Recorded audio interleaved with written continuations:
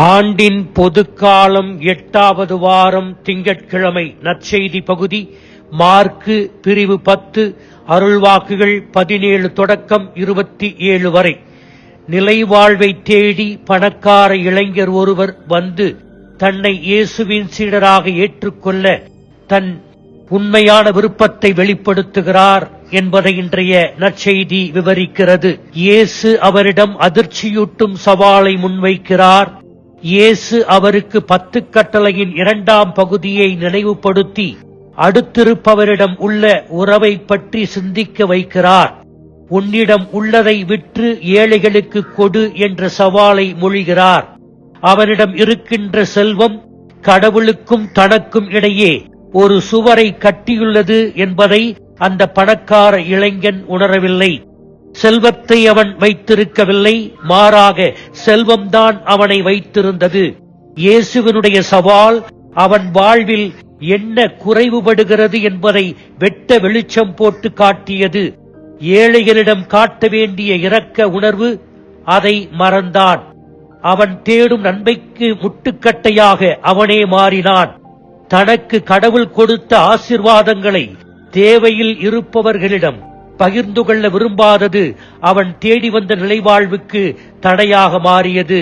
நிலைவாழ்வை உரிமையாக்கிக் கொள்ள யாரையும் காயப்படுத்தாமல் நல்லவராக மதிப்புக்குரியவராக மட்டும் இருந்தால் போதாது, அதற்கு மேலும் தன்னிடம் உள்ள செல்வத்தையும் திறமைகளையும் கடவுள் கொடுத்த பிற ஆசீர்வாதங்களையும் இல்லாதவர்களோடு பகிர்ந்து கொள்ளும் நபராகவும் இருக்க வேண்டும் என்பதை இயேசு தெளிவுபடுத்துகிறார். செல்வம் என்பது தான் மட்டும் சொந்தம் கொண்டாட வேண்டிய ஒன்றல்ல, மாறாக அடுத்திருப்பவர்களோடு பகிர்ந்து கொள்ள வேண்டிய ஒன்று என்ற இயேசுவின் கருத்தை ஏற்க முடியாமல் போனது துரதிர்ஷ்டவசமானது. எனவே ஊசியின் கண் வழியாக ஒரு பெரிய ஒட்டகம் எப்படி நுழைய முடியாதோ என்ற மிகைப்படுத்தப்பட்ட சொல்லாடலை பயன்படுத்தி, அதே போல செல்வம் மக்களை நிலைவாழ்வுக்குள் நுழைய தடுக்கிறது. பொருள் செல்வம், செழுமையான வசதியான ஆடம்பர வாழ்வு, கடவுளின் ஆசீர்வாதங்கள் என்ற யூத நம்பிக்கைக்கு சவால் விடுத்ததைக் கண்டு இயேசுவின் சீடர்கள் அதிர்ச்சி அடைகிறார்கள். பழைய ஏற்பாட்டில் செல்வத்தை கடவுளின் ஆசீர்வாதமாக யூதர்கள் கருதினர்.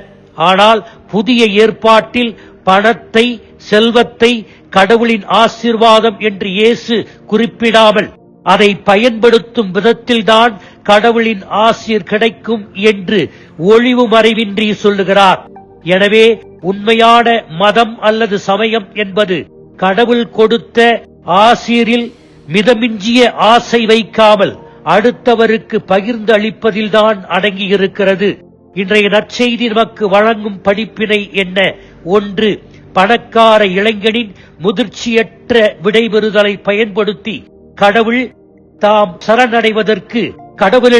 நாம் சரணடைவதற்கு எது தடைக்கல்லாக இருக்கிறதோ அவைகளை நாம் நம் வாழ்க்கையில் பிடித்துக் கொண்டிருக்க கூடாது. எதை நாம் விடாமல் பிடித்துக் கொண்டிருக்கிறோமோ அது நம்மை பிடித்து விடுகிறது.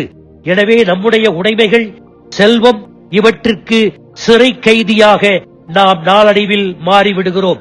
இதன் காரணமாக கடவுளுக்கு முன்னுரிமை கொடுக்கும் முதல் கட்டளையிலிருந்து, கடவுளுக்கு நிபந்தனையற்ற முன்னுரிமை கொடுக்கும் முதல் கட்டளையிலிருந்து தவறுகிறோம்.